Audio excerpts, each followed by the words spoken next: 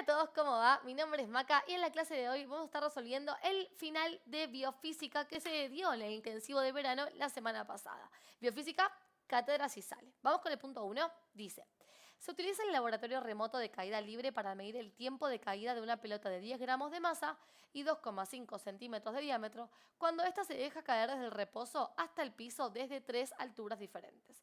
1,1 metro, 1,2 metros, 1,3. Y los resultados se expresan en la siguiente tabla. Lo que podemos ver es que a mayor altura, mayor tiempo transcurrido, ¿no? Eso es lo que podemos ver en el cuadro por lo pronto. Y dice, indicar cuál de los siguientes parámetros explica las diferencias encontradas en cuanto al tiempo de caída para las diferentes alturas analizadas. O sea, ¿qué implica que los tiempos hayan dado distintos, ¿no?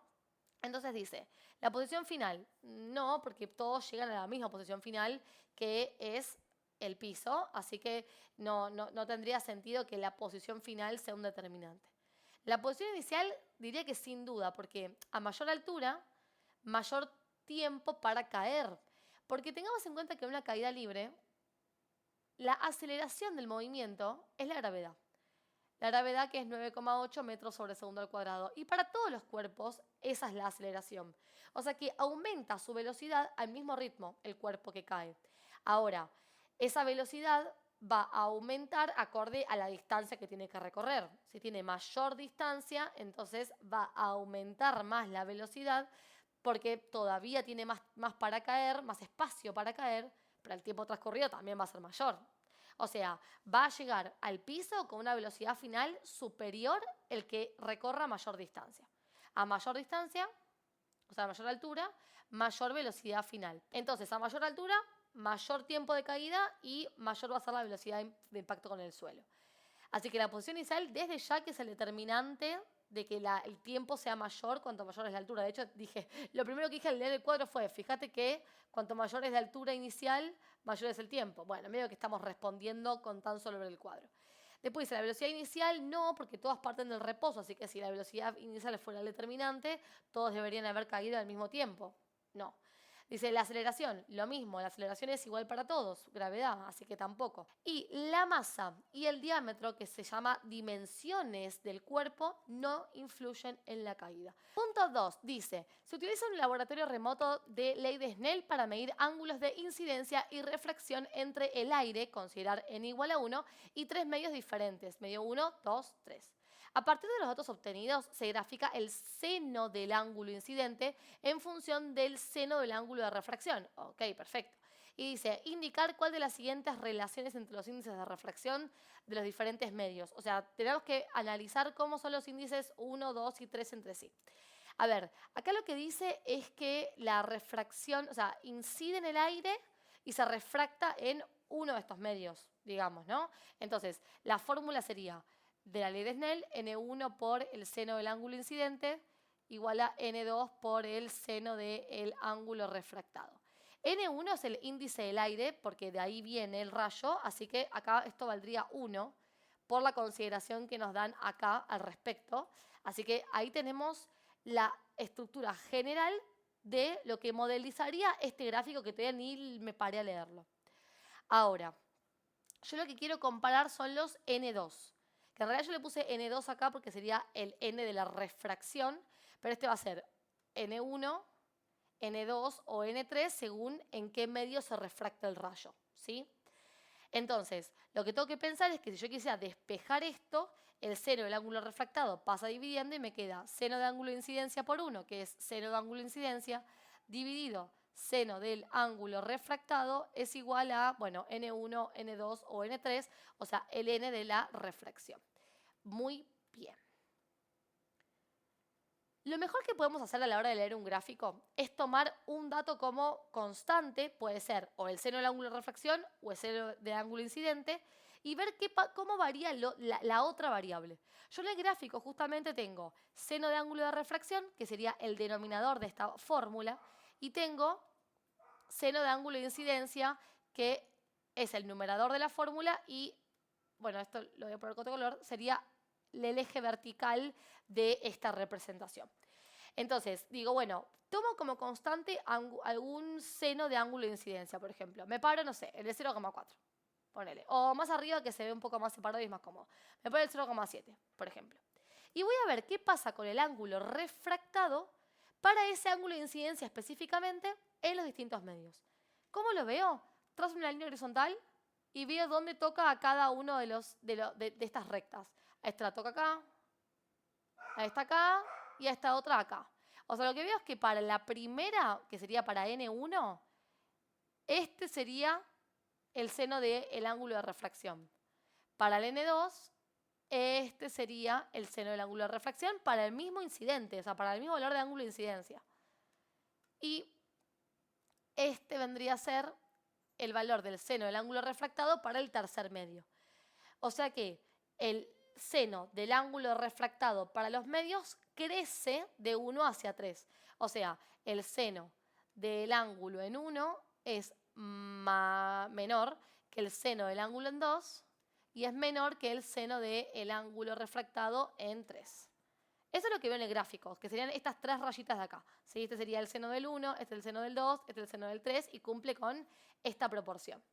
Ahora, por la fórmula, yo lo que veo es que el índice de refracción y el seno del ángulo refractado son inversamente proporcionales. O sea que cuanto mayor sea el ángulo refractado, menor será el índice de refracción. Por lo tanto, esto es al revés en cuanto a los índices. O sea, a mayor seno del ángulo refractado, menor índice de refracción. O sea que estos simbólicos se invertirían, ¿sí? O sea que me quedaría N1 mayor que N2 mayor que N3. Y listo. Ahí tengo la respuesta correcta, que es esta que justo también está marcada. Así que trabajar con proporcionalidad es una gran opción. Y otra cosa que podríamos haber hecho, o sea, otro camino similar, sería haber tomado como constante no un seno de ángulo de incidencia, sino el seno del ángulo refractado. O sea, tomar como constante el denominador. Por ejemplo, me paro en un ángulo refractado cualquiera. Por ejemplo, no sé, este, seno del ángulo refractado. Vamos a hacerlo un poquito más acá porque no me tomaría el 1. Ahí está. Trazo la línea vertical y veo dónde caen los de incidencia. Por ejemplo, este puntito sería para el 3, que me da este valor de ángulo de incidencia. Sigo subiendo y en este puntito me cae el medio 2 con este ángulo de incidencia. Y subo un poquito más y ahí toco la línea del 1, donde este sería su ángulo de incidencia. Lo que veo es que se cumple justo lo contrario, ¿no? Como que el seno del ángulo de incidencia del 1 es mayor que el seno del ángulo de incidencia del 2, que está un poquito más abajo, y es mayor que el seno del ángulo de incidencia del 3, que está un poquito más abajo también. ¿Y qué pasa con el índice de refracción y el ángulo de incidencia si miro la ley de Snell? Como están los dos en el numerador, son directamente proporcionales. O sea, les pasa lo mismo. Esta proporción se mantiene igual entre el seno del ángulo de incidencia y el índice de refracción. O sea que N1 sería mayor que N2, sería mayor que N3, y fíjate cómo llego exactamente la misma conclusión. Así que hacelo como te parezca, míralo desde cualquiera de los dos ángulos. Lo interesante que te quiero mostrar acá es que para cualquier ejercicio de lectura de gráficos, una de las dos variables mantenerla constante, ya sea vertical u horizontal. Y después fíjate qué pasa con la otra. Y esa otra, ¿cómo es respecto a mi incógnita? ¿Directamente proporcional? O sea, ¿les pasa lo mismo? ¿O inversamente proporcional? ¿Les pasa lo contrario? Y con eso solucionas el ejercicio. Punto 3 de este examen dice: un soluto presenta una densidad de flujo de 7,5 por 10 a la 5 moles sobre centímetro cuadrado por segundo. Sabiendo que el espesor de la membrana es de 25 nanómetros, calcula el coeficiente de difusión para dicho soluto. Dato de concentración externa 4 por 10 a la menos 2 moles sobre centímetro cúbico y la concentración interna 37,11 milimoles sobre centímetro cúbico. Bueno, a ver, tenemos como dato el flujo neto porque está en moles sobre centímetro cuadrado por segundo.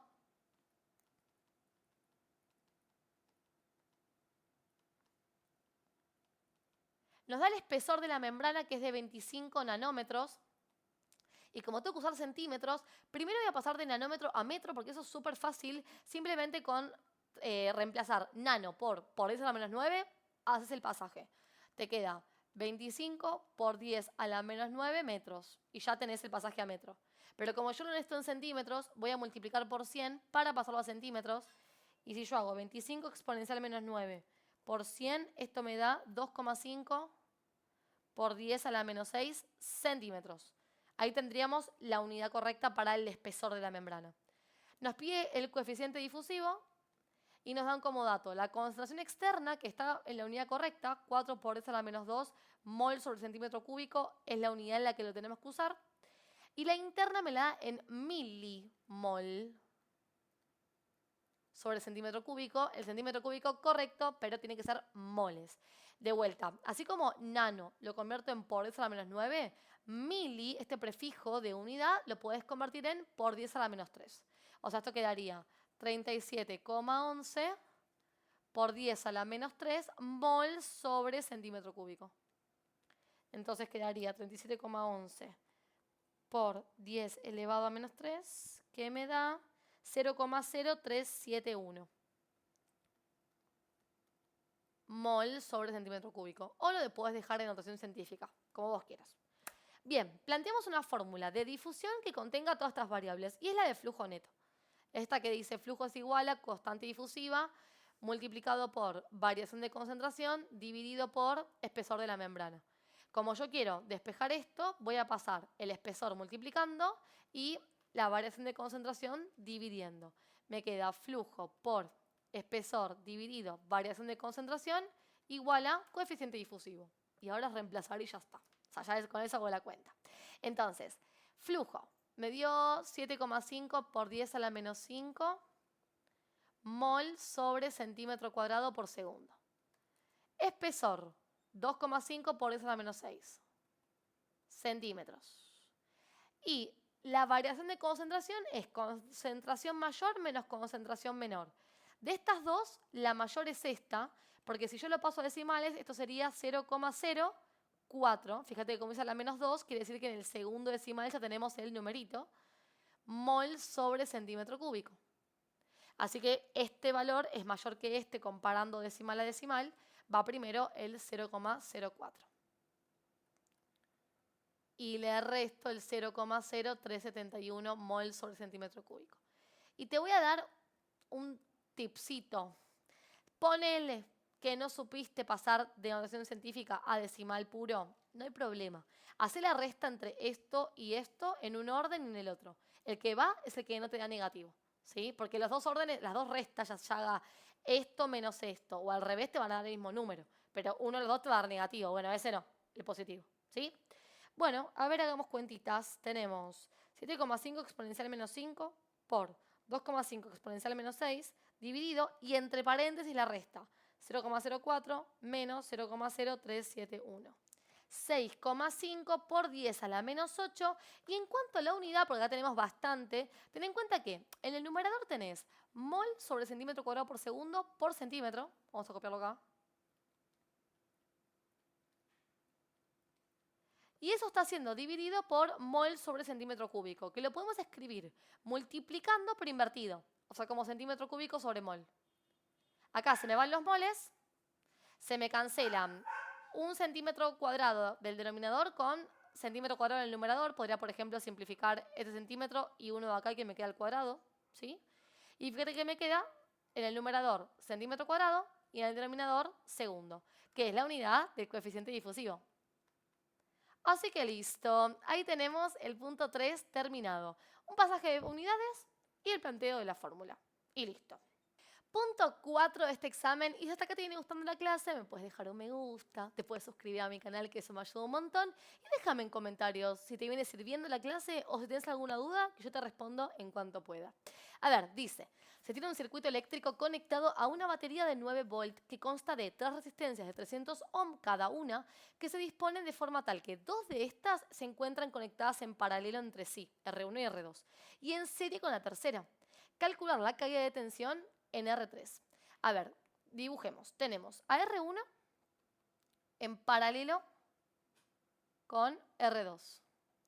Que eso se dibuja así generalmente, ¿no? Como una cajita con los dos conectores, con las dos resistencias conectadas de esa forma. Pero estas dos, como si fueran una, están conectadas en serie, o sea, por el mismo cable, a R3. Y esto está conectado, por supuesto, a una pila, a una batería que tiene una caída de tensión de 9 volts.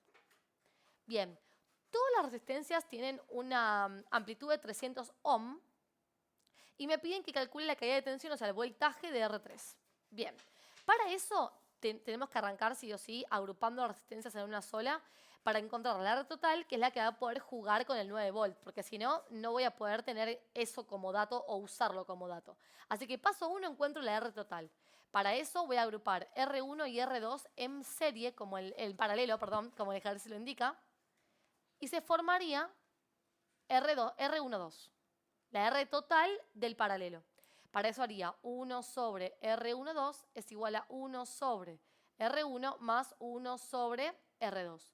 O sea que 1 sobre R12 es igual a 1 sobre 300 ohm más 1 sobre 300 ohm nuevamente, pues valen lo mismo. Resuelvo esa fracción y esto me queda 1 sobre 150 ohm. Invierto las dos fracciones y me queda que R12 es igual a 150 ohm. Los unos del denominador se eliminan. Ahora, esta nueva resistencia, que es estas dos en conjunto, está conectada en serie con R3. O sea que R12 y R3 están conectadas en serie y formarían a la R total. La R total, como es la equivalente de una serie, se encontraría como la suma de R12 y R3. O sea que la R total es igual a 150 ohm más 300 ohm, que es el valor de R3 original, y esto me da 450 ohm. Una vez encontré la R total, ya estoy en posición de armar el cuadro que me relaciona las resistencias y sus corrientes y sus voltajes. ¿Dónde voy a anotar? A cada una de las resistencias que tengamos, y las encontradas, sus voltajes y sus intensidades de corriente. Y esto lo voy a armar para todas, como te decía recién, las que me dieron, que son 3, y también las 2 que encontré. Entonces, tenemos R1 con su voltaje y su corriente, R2 con su voltaje y su corriente, R3 con su voltaje y su corriente, la R12 que fue la que encontramos del paralelo y la R total que es la que encontramos con la serie. ¿Qué podemos anotar? Bueno, que R1 tiene una amplitud de 300 ohm, lo mismo R2 y R3. La R12 del paralelo nos da 250 y la total 450. Pero también podemos anotar que en la total tenemos un voltaje total de 9 volt. ¿Sí? El de la pila siempre va al total. No quiero que te confundas y lo uses como voltaje de alguna de estas que están en serie y no tiene el mismo voltaje que su total. Bien, por eso es tan importante arrancar calculando R total, ¿viste? Bien, ahora sí. Una vez que llegamos a este punto, vamos a describir qué tienen igual las resistencias por estar en serie o por estar en paralelo. Y fíjate que acá está mi objetivo. Mi objetivo es la caída de tensión de R3, o sea que yo quiero llegar a completar esto de acá. ¿Sí? Bien, entonces, ¿qué tienen igual por estar en serie o en paralelo? Por ejemplo, R1 y R2 que están en paralelo tienen el mismo voltaje. O sea, voltaje 1 es igual al voltaje 2, pero también es igual al voltaje de 1, 2 a ellos. O sea que yo acá voy a escribirme que este voltaje y este son iguales por el paralelo. ¿Y qué pasa con la serie que tenemos por acá? Bueno, a ver, tenemos que están en serie R12 con la R3 y forman la R total. En serie tenemos igual intensidad de corriente. O sea que la I12 es igual a la I3 y es igual a la I total. O sea que la I12, que sería esta de acá, que es igual a I3 y es igual al total de esa serie. Bien, entonces, si en alguno de estas columnas puedo completar algún dato, lo hago. ¿Con qué lo completo? Con la ley de Ohm. Voltaje es igual a intensidad por resistencia. Y para eso tenés que tener dos datos en la tabla porque si no, no podríamos despejar el tercero. Ten en cuenta que esta fórmula me calcula voltaje, pero si despejo corriente, quedaría voltaje sobre resistencia es igual a intensidad de corriente. O si quiero resistencia sería voltaje dividido corriente. Pero justo acá las resistencias las tengo todas, así que ese último despeje no lo voy a tener en cuenta. Fíjate que en la R total tenemos dos datos y me falta el tercero. Me falta la I total. Como tengo voltaje y tengo resistencia, entonces voy a plantear esta fórmula para obtener I total. ¿Cómo voy a hacer? Voltaje dividido resistencia, o sea 9 dividido 450, lo cual me da 0,02 amperes. Y eso me permite completar este y también este. porque dijimos que eran iguales, porque estaban en serie y formaban la total, ¿no? Y mira qué bien, porque habiendo hecho solamente esta cuentita, completé esta y y acá me pareció, ¿dónde está mi incógnita? 2 datos y me falta el tercero. Siempre que pase eso en alguna de estas columnas, la ley de Ohm de una para completar ese tercer dato que me falta. Y listo, el tercer dato que me falta ahora es voltaje. Y como voltaje es intensidad de corriente por resistencia, esto me quedaría 0,02 amperes por 300 ohm. Y me da que el voltaje es 6 volt. Y listo. ¿Completo el resto del cuadro? No hace falta, a menos que quieras corroborar que está bien esto, porque, bueno, la suma de los voltajes de los que están en serie tiene que darle igual al voltaje total. Bueno, se puede corroborar, eso está buenísimo. Pero si no, termina acá. Entonces, clave, cuando arranca el ejercicio, calcular R total si es que tengo el dato de todas las resistencias, porque por ahí va a salir mejor el ejercicio. Punto 5, y este video lo vamos a hacer hasta acá. Si te sirvió, avísame y lo continúo en un próximo video. Dice, un automóvil que se aproxima a una esquina a 25 km por hora le toca bocina a un peatón que se encuentra parado en dicha esquina. Si la frecuencia de la bocina es de 500 Hz, calcule la frecuencia percibida por el peatón. Dato, velocidad del sonido en el aire, 340 metros por segundo. Bueno, a ver, vamos a plantear el tema. ¿Qué tema es este? Dentro de sonido, efecto Doppler. Porque lo que estamos tratando de calcular es la frecuencia que percibe el observador de un sonido que tiene una frecuencia original. Esa fórmula es así. Frecuencia del observador es igual a la frecuencia original multiplicada por velocidad del sonido más o menos velocidad del observador dividido velocidad del sonido más o menos velocidad de la fuente, y ahí termina la fórmula. Y es más, voy a hacer una pequeña modificación. Voy a poner acá más menos, voy a poner menos más. ¿Por qué? Porque si el sonido, o sea, la fuente del sonido y el observador se están acercando, vamos a usar más en el numerador para la velocidad del observador y menos para la velocidad de la fuente del sonido. Y si se están alejando, voy a usar menos para la velocidad del observador y voy a usar más para la velocidad de la fuente. ¿Sí? Así que esos dos van invertidos. Aunque puede ser que alguno de ellos valga 0 porque alguno está detenido. En este caso, yo tomo datos, tengo la velocidad del automóvil, que es la fuente del sonido porque es quien toca la bocina, o sea que sería velocidad de la fuente, 25 km por hora. Después tenemos que el observador está parado, o sea que la velocidad del observador es 0, porque está detenido en la esquina. Tenemos la frecuencia original del sonido, que es 500 Hz, y nos piden por la frecuencia del observador.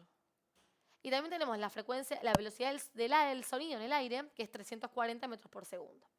De hecho, el hecho de que la velocidad del aire esté en metros por segundo nos obliga a que la de la fuente también.